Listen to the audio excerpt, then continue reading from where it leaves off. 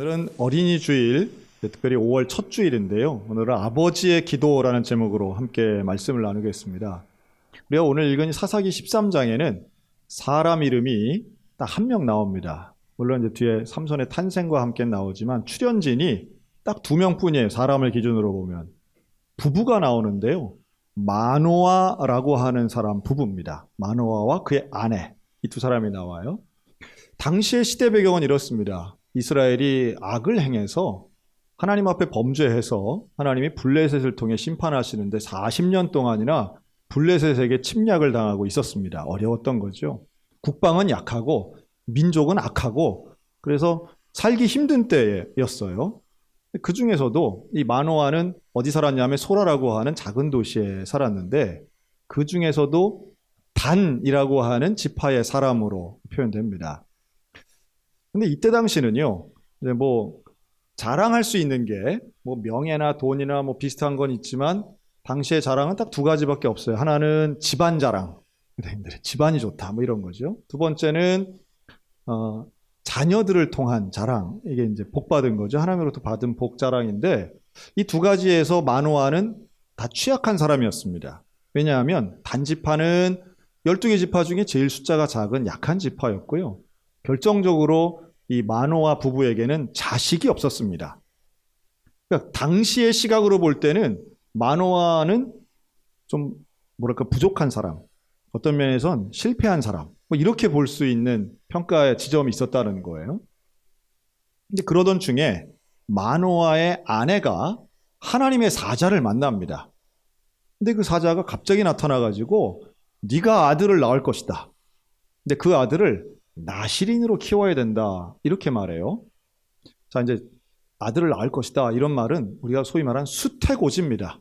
그러니까 자녀를 낳게 될 것이라고 하는 하나님의 천사가 알려주는 수태고지는요. 성경에 한 4번밖에 안 나옵니다. 사무엘, 세례 요한, 예수님 정도 나오는데 그 급으로 지금 마노아의 아내가 삼손의 탄생에 대해서 고지를 받는 거예요. 상당히 영광스럽고 신비한 장면이죠.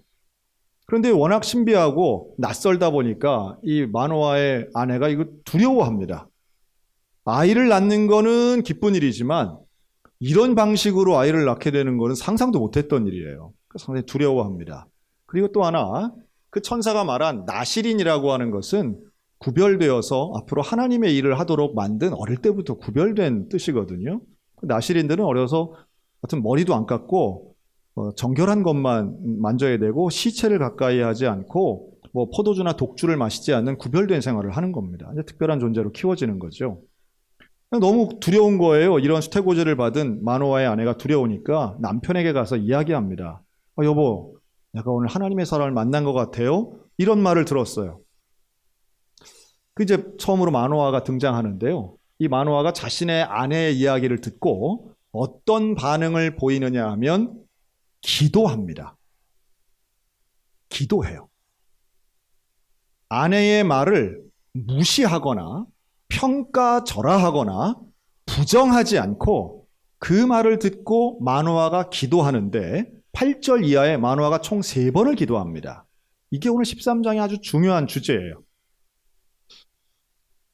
아내의 말을 무시하지 않고 기도만 한다 해도 이 남편의 영적 수준이 높다는 걸 알 수 있습니다. 근데 뭐라고 기도하느냐? 첫 번째 기도는요. 하나님, 내 아내가 만났다고 하는 그 하나님의 사자를 다시 보내주소서. 즉, 나도 만나게 해 주옵소서. 이런 거예요. 그러니까 첫 번째 기도는 나 하나님 좀 만나게 해주세요. 이런 기도예요. 내 아내는 하나님의 음성 들었다는데 나도 좀 듣기 원합니다. 이런 거죠. 오늘 우리들에게 기도할 때에 좀 이런 거룩한 소원을 가지고 하나님 나를 만나주세요. 하나님 나에게 와주세요. 하나님 우리 가정에 찾아와 주세요. 라고 하는 믿음의 기도를 하는 아비와 어미가 되시기를 주님의 이름으로 축원합니다. 마노아의 기도가 얼마나 위대한 기도인지 몰라요. 우리 가정에 하나님의 사자가 다시 왔으면 좋겠습니다. 이 기도를 하나님 들으세요. 9절에 보면 하나님이 이 마노아의 기도를 들으시고 하나님 사자를 다시 보내요. 놀라운 일이죠. 즉각적인 반응이에요. 그런데 두 번째로 하나님의 사자가 나타났는데 역시 이번에도 마노아가 없는 곳에서 마노아의 아내 앞에 나타난 거예요. 그랬더니 이 아내가 두 번째 볼 때는 당황하지 않고 잠깐만 하나님의 사자 여기 좀 계십시오 하고 뛰어가서 자기 남편을 데려와요. 그랬더니 남편이 저기 나타났습니다. 그랬더니 이 아내의 말을 듣고 즉시 일어나서 아내를 따라갑니다. 참 이런 장면을 보면요. 마노아의 아내는 두렵고 당황한 순간에 남편에게 가서 의논을 하고요. 남편은 그 아내의 말을 무시하거나 부정하지 않고 기도하고 두 번째 같은 상황이 일어났을 때에도 이 남편은 아내를 따라서 하나님의 사자 앞으로 갑니다. 이게 이제 제가 볼 때는 경험에서 나오는 원리이긴 한데요. 사랑하는 우리 그리스도인 남편 여러분, 하나님의 말씀 다음으로는 아내의 말도 잘 따르면 하나님의 사자를 만나는 기적을 경험하게 될 줄로 믿습니다. 이 마노아는 아내를 따라가서 하나님의 사자를 만납니다. 그리고 두 번째 기도를 합니다. 이 두 번째 기도가 오늘의 제목과도 이어져 있는데요. 뭐라고 기도하느냐 하면 하나님, 주시겠다고 하는 그 자녀를 어떻게 키워야 합니까? 우리에게 부모로서 자녀를 키우는 일은 누구에게나 중요한 일이고 어느 누구나 어려운 일입니다. 어떻게 키워야 하는지 각자의 생각은 있지만 우리는 정답은 없는 것 같이 느끼기 때문에 대개 어떻게 키우느냐? 남들이 어떻게 하나를 보고 키웁니다. 혹은 내 부모가 내게 어떻게 했나를 기억하여 키우는 경우들이 많습니다. 요즘은 SNS나 인터넷을 통해서 정말 많은 정보를 얻어서 아이들의 분유를 하나 타도 물온도를 맞추고요. 유아용품이 얼마나 지금 개선되고 발전되었는지 글쎄요. 지금 초등학생만 되어도 아마 지금 영유아를 키우는 부모들하고 말이 안 통하리라고 저는 생각하는데요. 유아용품이 다릅니다. 유아용품은 어쨌든 그 전문가들에 의해서 계속 새로운 게 나오고 얼마든지 하여튼 그래야 많이 팔리는지는 모르겠으나 어떻게든지 그런 걸 만들어서 하여튼 자연주의 또 손이 많이 가고 돈이 많이 가고 또 공통점 몇 가지가 있더라고요. 절대로 우리 시부모님이 아는 마트에서는 팔지 않는 걸 꼭 먹이더라고요. 신기하죠? 도대체 이건 어디 가서 사는지도 모르는 만한 것들을 꼭 그런 걸 사서 먹이는 게 대부분 첫째의 공통점들입니다. 자, 셋째쯤 가면 그런 거 안 먹여요. 다 하여튼 30년 전 모습이나 지금의 모습이나 똑같은 것 같습니다. 그런 면은. 자녀 양육의 원리라고 하는 건 내 자녀가 잘 크기를 원하고 경쟁에서 이기기를 원하고 우리 가정이 행복하기를 원하는 것은 공통점인데 문제는 어떻게 해야 되느냐라고 하는 거죠.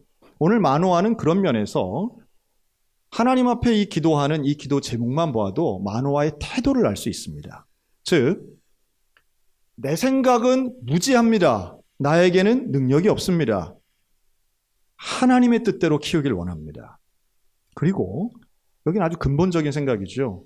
내 자녀는 내 것이 아니라 하나님의 것임을 고백하는 게 마노아의 기도입니다. 하나님 어떻게 키워야 합니까? 우리 부부가 앞으로 태어날 이 자녀에게 어떻게 행해야 합니까? 라고 하는 것. 소유권의 문제입니다. 하나님 거라는 거예요. 부모에게는 하나님이 자녀를 잠깐 맡겨주신 거라고 생각합니다. 그런데 부모는 숙명적으로 자녀를 평생토록 걱정합니다. 그러다 보니 성인이 된 자녀는 내 뜻대로 잘 되지 않아요.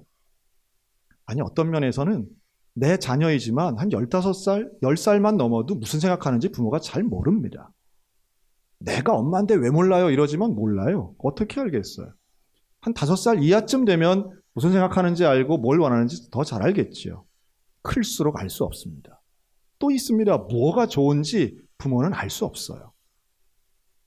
어떤 게 이 아이에게, 내 자녀에게 맞는지 합당하지 좋은지 부모는 알 수 없어요. 이걸 안다고 생각하시는 분들은 어떤 면에서는 과도한 자신감의 교만의 증거라고 봅니다. 그걸 다 정해줄 수 있다고 생각하는 것만큼 어리석은 건 없다고 봐요. 지혜로운 건 부모의 무지와 무능을 인정하고 하나님의 지혜와 하나님의 능력을 받는 게 훨씬 더 지혜로운 일 아니겠습니까? 마노아가 지금 그런 기도를 하는 거예요. 그렇게 기도할 때에 하나님 말씀하시죠. 내가 이미 너의 아내에게 말했다. 포도주와 독주 맛있게 하지 말고 부정한 것 먹게 하지 말고 거룩하게 키워라. 나시린으로 키워라. 세상과는 다른 방식으로 키워라. 명확한 기준을 제시합니다. 저는 우리 그리스도인들에게 있어서 자녀 양육의 원리는 한 가지만 제시한다면 거룩한 자녀를 키우는 일입니다. 특별히 능력이 있어서 공부도 잘하고 똑똑하고 또 여러 가지 행운도 있어서 좋은 기회가 있는 건 좋은 일이겠지요. 그러나 그건 그럴 수도 있고 그렇지 못할 수도 있다고 봅니다. 중요한 건 하나님 마음에 합한 거룩한 사람이 되는 거예요. 당연히 하나님을 믿어야 되겠죠. 신앙은 양보할 수 있는 게 아닙니다. 거룩한 삶은 우리 모든 기독교 교육의 최종 목표예요. 성결한 사람이 되는 것, 하나님처럼 거룩한 삶을 추구하는 것, 여러분 오늘 그 소원들이 우리 믿음의 가정 가운데 있게 되시기를 주의 이름으로 축원합니다. 거기에 중심에 이 아버지의 기도가 있다는 거죠. 마노아의 기도는 아버지의 기도예요. 아비가 기도할 때에 그 가정의 영적 질서와 놀라운 영적 권위가 세워지게 됩니다. 제가 어릴 때, 제가 중학교 2학년 때인데요. 저희 돌아가신 아버지께서 처음으로 교회의 공예배 대표 기도를 맡으셨습니다. 지금도 기억이 납니다. 근데 그 아버지께서 어떻게 대표 기도를 준비하시는가 했더니 기도문을 쓰시는 거예요. 그리고 기도문을 계속 낭독하세요. 외울 수 있을 때까지 낭독하시더라고요. 매일마다 하셨습니다. 그리고 어린 저에게 직접 쓰신 기도문을 저에게 주면서 당신께서 잘 외우는지 테스트를 해달라는 거예요. 그걸 했습니다. 진지하게 교회의 대표 기도를 준비하셨던 그 아버지의 모습은요, 너무도 근사했습니다. 당시에 저희 부친께서는 돈을 벌질 못하셨던 때였어요. 그 40대 중반의 나이에 경제적으로 가장 어려웠던 때였습니다.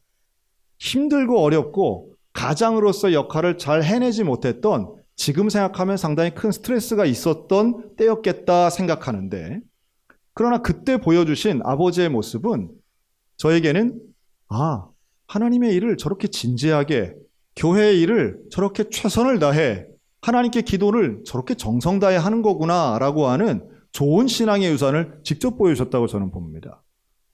제가 누차 말씀드리죠. 자녀들은요, 부모를 사회적인 능력이나 경제적인 능력으로 평가하지 않습니다.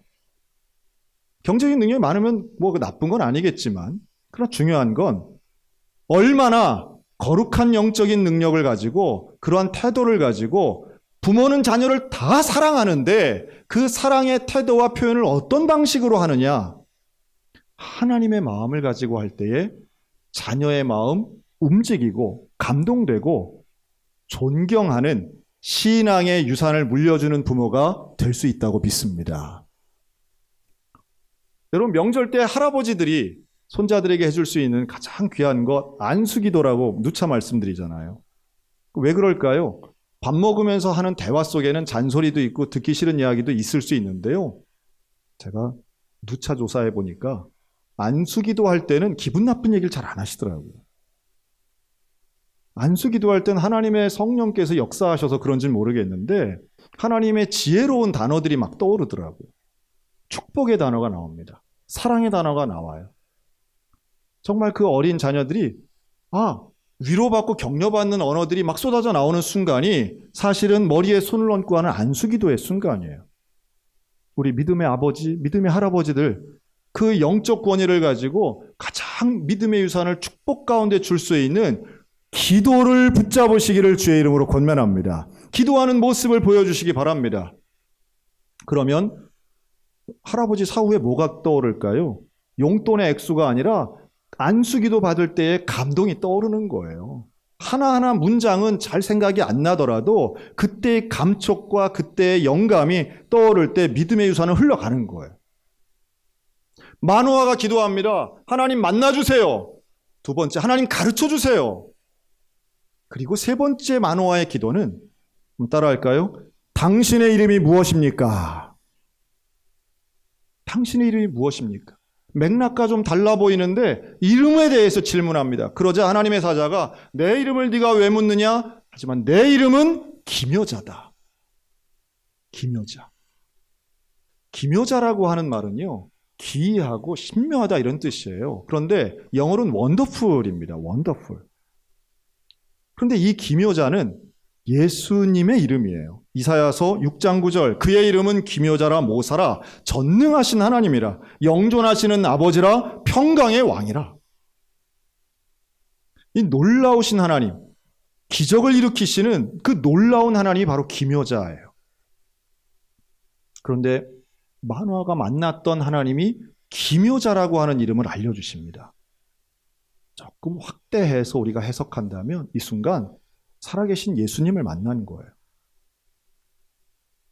하나님 우리 가정에 와주세요 기도하고 오신 하나님 앞에 하나님 어떻게 가르칠까요? 가르쳐주세요. 간절히 기도한 이 아비에게 기묘자 되시는 놀라우신 기적의 하나님 예수 그리스도의 은혜가 임한 줄로 믿습니다. 여러분, 아버지가 기도하면 가정의 변화가 일어납니다. 자녀의 변화, 놀라운 축복의 능력, 기적이 언제 일어나는가? 기도할 때 일어나는 거예요. 근데 누가 대신 기도해 주는 게 아니에요. 가장이 기도해야 됩니다. 어머니가 기도하고 아버지가 기도할 때 기적이 일어나는 거죠.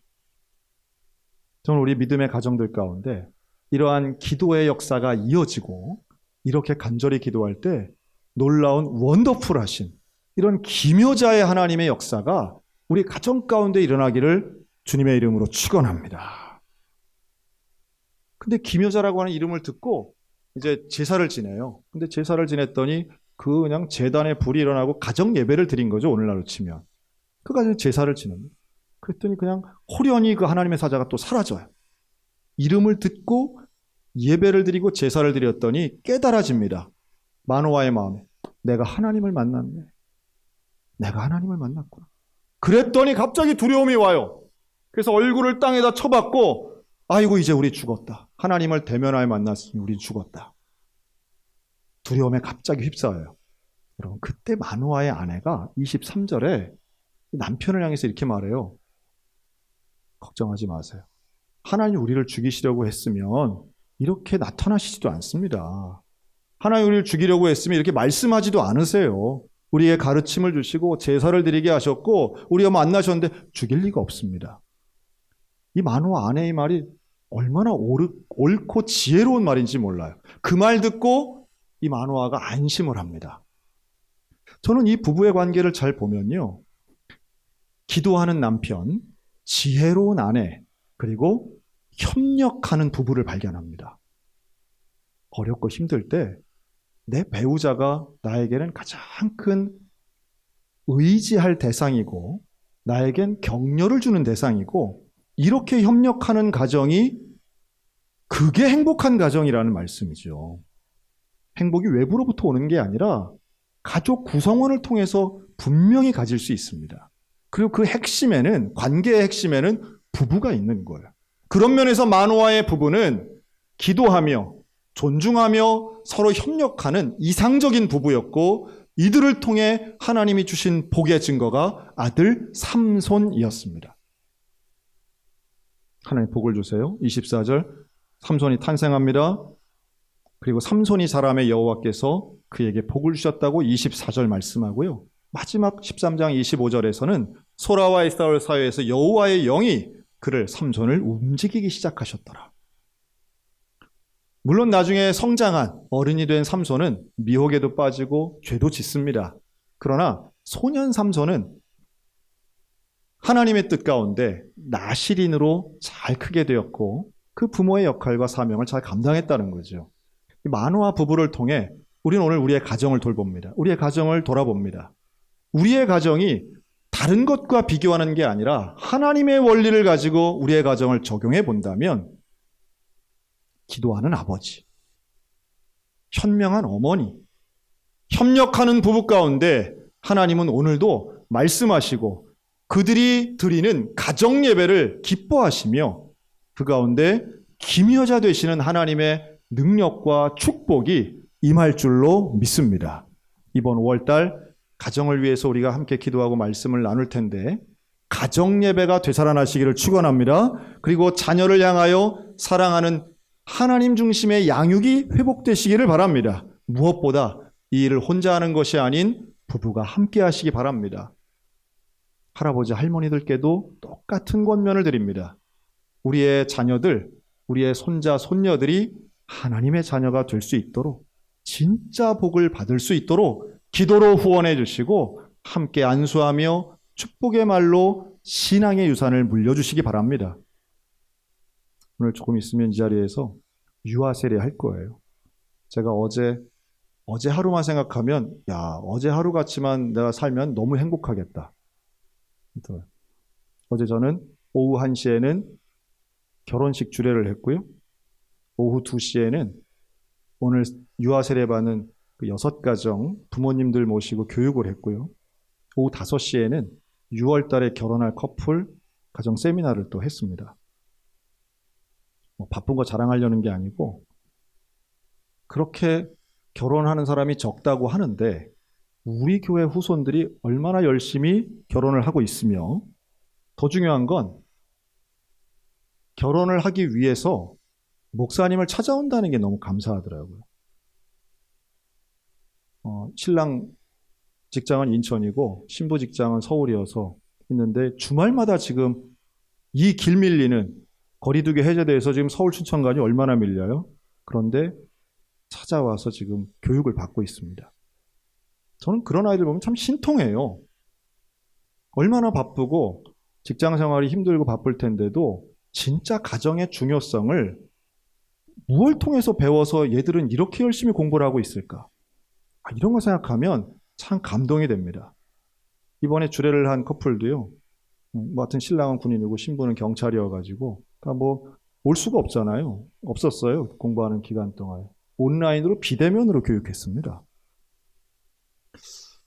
누군가는 그저 결혼식에 다른 것 생각하느라고 혹은 가정에 대한 교훈보다는 일반적인 결혼의 기준을 가지고 적용하는 사람들도 있는데 누군가는 하나님의 원리와 원칙을 가지고 배우려고 하는 사람들도 있고요. 여전히 20대들 그런 중심을 갖고 있는 친구들이 있습니다. 참 감사한 일이죠. 우리 오늘 유아 세례 받을 때도 마찬가지예요. 오늘 받는 6가정 중에 3가정은 제가 주례를 했는데요. 참 감사하더라고요. 하나님의 원리가 여전히 그 가정에서 지키려고 애쓰고 있는 우리 젊은 30대 부부들을 보면서 하나님께서 이렇게 역사하시는구나. 귀한 자녀들 허락하셨고 이들을 통해서 하나님 또한 신앙의 대물림이 이어지고 있구나. 증거처럼 보여서 감사했고요. 우리가 이 일을 그냥 둘 것이 아니라 어릴 때부터 정말 어릴 때부터 가정에서 기도하는 아버지가 무엇을 중요하게 여기는가를 말로 삶으로 증명하는 것만큼 중요한 건 없겠다. 저도 마찬가지입니다. 저라고 예외가 아니에요. 세속적 성공보다 더 중요한 것은 거룩한 사람이 되는 것이고 그게 최고의 효도이고 그것이 우리 삶을 가장 기쁘고 행복하게 하는 일이라는 것을 우리는 믿음으로 지식으로 삶으로 깨달아야 할 것입니다. 오늘도 주님 앞에 거룩한 삶으로 기도하는 아버지, 현명한 어머니, 협력하는 부부가 되어 행복한 가정을 이루는 복된 성도들 되시기를 주님의 이름으로 축원합니다.